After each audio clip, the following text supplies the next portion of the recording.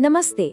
आज के इस विश्लेषण में हम एक बेहद दिलचस्प और जटिल मुद्दे पर बात करने वाले हैं, भारत के धर्मांतरण विरोधी कानून, जिन्हें एंटी कन्वर्जन लॉज भी कहा जाता है।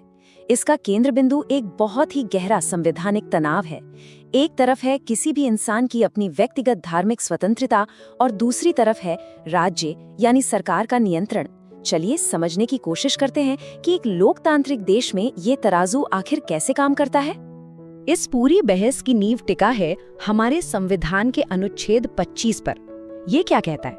ये कहता है कि हर नागरिक को अबाध रूप से अपना धर्म मानने, उस पर आचरण करने और उसका प्रचार करने की पूरी स्वतंत्रता है। सुनने में ये बिल्कुल असीमित लगता है ना, लेकिन असली पेंच इस वाक्य के दूसरे हिस्से में है। ये आजादी सार्वजनिक व्यवस्था, नैतिकता और स्वास्थ्य के अधीन है। मतलब यहीं से राज्य को नियम कानून बनाने का वो अहम अधिकार मिल जाता है। तो आज के इस विश्लेषण की रूपरेखा कुछ ऐसी रहेगी। पहला, संवैधानिक संतुलन। दूसरा, धर्मांतरण विरोधी कानूनों की परिभाषा। तीसरा, कानूनी प्रक्रियाएं और सख्त सजा। चौथा, घर वापसी वाली छूट। और अंत में राज्य की शक्ति बनाम व्यक्तिगत स्वतंत्रता। चलिए आगे बढ़ते हैं। शुरुआत करते हैं हमारे पहले विषय से, संवैधानिक संतुलन। देखिए, इसे ऐसे समझिए जैसे कि एक तराजू है। इसके एक पल्ले पर है अनुच्छेद 25 के तहत मिलने वाली व्यक्तिगत स्वतंत्रता, यानी ये आजादी कि कोई भी इंसान अपनी मर्जी से अपनी आस्था चुन सकता है। वहीं दूसरे पल्ले पर है राज्य का कर्तव्य। राज्य का ये दायित्व है कि वो समाज में सार्वजनिक व्यवस्था और नैतिकता बनाए रखे। अब राज्य का तर्क अक्सर ये होता है कि अगर धर्म परिवर्तन पूरी तरह से स्वेच्छा से नहीं हो रहा है तो इससे समाज में अशांति फैल सकती है, और इसी अशांति को रोकने के लिए इस तराजू का संतुलन बनाए रखना बहुत जरूरी हो जाता है। अब आते हैं हमारे दूसरे विषय पर, धर्मांतरण विरोधी कानूनों की परिभाषा। अब जमीनी स्तर पर समझते हैं कि कानून की नज़र में आखिर अवैध धर्मांतरण है क्या। कई राज्यों ने जो नियम बनाए हैं उनका सीधा सा मकसद है बिना मर्जी के होने वाले धर्म परिवर्तन को रोकना। कानूनी भाषा में समझें तो अगर कोई धर्म परिवर्तन बल यानी जोर जबरदस्ती से करवाया गया है, या फिर प्रलोभन यानी किसी लालच के जरिए हुआ है, कपट या धोखे से हुआ है, या फिर केवल विवाह के मकसद से किया गया है, तो उसे इन कानूनों के तहत अवैध माना जाता है।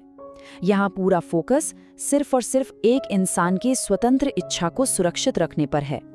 तो परिभाषा तो हमने समझ ली। अब बढ़ते हैं तीसरे विषय की ओर, कानूनी प्रक्रियाएं और सख्त सजा। 20, जी हाँ 20 साल, ये संख्या अपने आप में बहुत कुछ कह देती है। अवैध धर्मांतरण का दोषी पाए जाने पर आमतौर पर 1 से 10 साल तक की जेल और भारी जुर्माना हो सकता है, लेकिन उत्तर प्रदेश जैसे कुछ राज्यों में कुछ खास परिस्थितियों में ये सजा अधिकतम 20 साल तक के कारावास में बदल सकती है। ये इस बात का एक बहुत बड़ा सबूत है कि इन कानूनों के तहत इस अपराध को कितनी गंभीरता से लिया जाता है। और बात सिर्फ लंबी सजा की ही नहीं है। इन कानूनों का एक और बेहद सख्त पहलू है। कई राज्यों के ढांचों में, खासकर अगर हम उत्तर प्रदेश की बात करें, तो अवैध धर्मांतरण को एक सख्त गैर जमानती अपराध माना गया है। इसका सीधा सा अर्थ यह है कि अगर किसी व्यक्ति पर इसके तहत आरोप लग जाता है तो उसे आसानी से जमानत नहीं मिलती। कानूनी तौर पर देखें तो ये एक बहुत ही कड़ा प्रावधान है जो इस पूरी प्रक्रिया को और भी ज्यादा गंभीर बना देता है। अब सवाल ये उठता है कि अगर कोई इंसान सच में पूरी तरह से अपनी मर्जी से धर्म बदलना चाहे तो क्या होगा? उसके लिए भी कुछ अनिवार्य कानूनी कदम हैं। सबसे पहला चरण है धर्म परिवर्तन करने वाले व्यक्ति को जिला मजिस्ट्रेट यानी डीएम को पहले से सूचित करना होगा। इसके बाद दूसरा चरण होता है, एक सार्वजनिक नोटिस जारी किया जाता है, और फिर तीसरे चरण में एक आधिकारिक जांच बैठती है, सिर्फ ये सुनिश्चित करने के लिए कि ये फैसला बिना किसी दबाव, लालच या धोखे के लिया गया है। और ये सब बहुत ही खूबी से दर्शाता है कि ये ढांचा सिर्फ किसी एक जगह तक सीमित नहीं है। उत्तर प्रदेश, मध्य प्रदेश, छत्तीसगढ़, हिमाचल प्रदेश, उत्तराखंड और कर्नाटक, इन सभी राज्यों ने सक्रिय रूप से सख्त धर्मांतरण विरोधी कानून लागू किए हैं, और इन सभी में एक बात बिल्कुल समान है, बेहद सख्त सजा के प्रावधान। चलिए अब बात करते हैं चौथे विषय की, घर वापसी की छूट। इन सख्त कानूनी ढांचों के बीच एक बहुत ही खास अपवाद भी मौजूद है। इसे अक्सर घर वापसी की छूट कहा जाता है। कानूनी तौर पर इसका मतलब ये है कि अगर कोई व्यक्ति जो पहले किसी अन्य धर्म में चला गया था वो वापस अपने उसी मूल या पैतृक धर्म में लौटता है जिसमें उसका जन्म हुआ था, तो उसे आमतौर पर अवैध धर्मांतरण की श्रेणी में नहीं रखा जाता है। मतलब उस पर ये कानून उस तरह से लागू नहीं होता है। ये एक ऐसा दिलचस्प अपवाद है जो इन कानूनों के काम करने के तरीके को काफी हद तक प्रभावित करता है। और अब हम अपने आखिरी और सबसे महत्वपूर्ण विषय पर आते हैं, राज्य की शक्ति बनाम व्यक्तिगत स्वतंत्रता। इन सब के बीच देश के सर्वोच्च न्यायिक प्राधिकरण का क्या रुख है? भारत की सुप्रीम कोर्ट ने कई मौकों पर इस विषय पर अहम टिप्पणियां की हैं। कोर्ट ने बहुत ही स्पष्ट रूप से कहा है कि जबरन धर्मांतरण असंवैधानिक है, ये संविधान के खिलाफ है।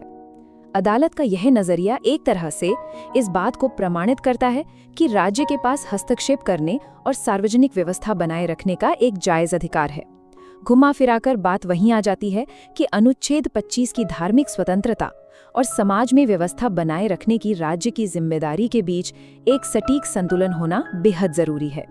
तो अंत में ये पूरी चर्चा एक बहुत ही बड़े और विचारणीय सवाल पर आकर रुकती है। क्या राज्य द्वारा बनाए गए ये सख्त नियम, डीएम की जांच और ये कठोर सजाएं, क्या ये वाकई सार्वजनिक व्यवस्था और स्वतंत्रता के बीच एक सही संतुलन बनाते हैं, या फिर ये नियम इतने भारी भरकम हैं कि ये किसी भी नागरिक की अपनी आस्था चुनने की बुनियादी आज़ादी पर पूरी तरह से हावी हो जाते हैं?